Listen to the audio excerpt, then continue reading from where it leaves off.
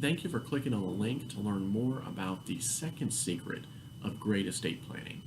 In this video, we are going to discuss how to eliminate capital gains taxes on the sale of your home if that home has increased in value.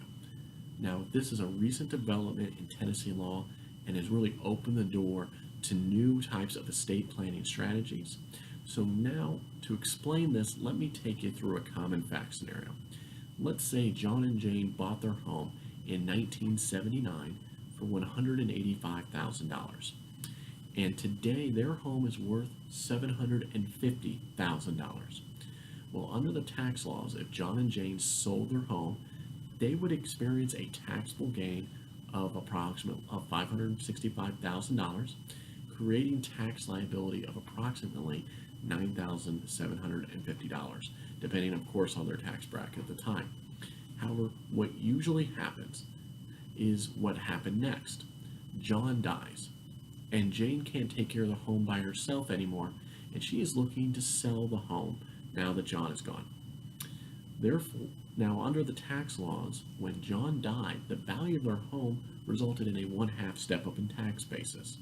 Therefore, for tax purposes, when Jane sells the home, it has a tax basis of $467,500 and not $750,000.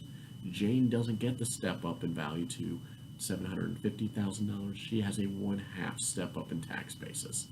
Therefore, Jane has potential tax liability on the $282,500 gain, which could run anywhere from 0 to 20%. Now, in Tennessee, the legislature enacted the Tennessee Community Property Trust Act. And what this law allows is for a family to create a community property trust.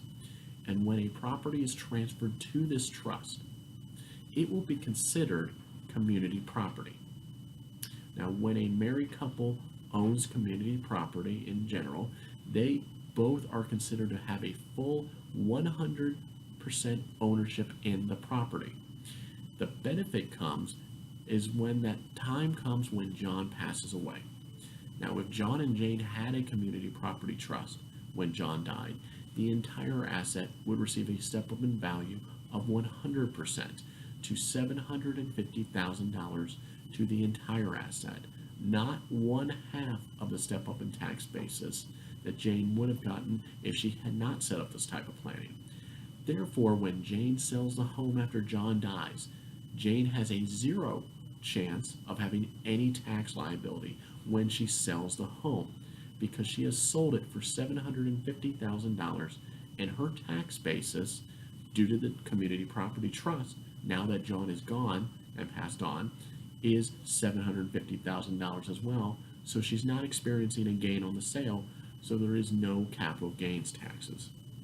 Now, I'm going to explain much more about this legal strategy during the webinar. However, for now, just click the link below and move on to the third and final video.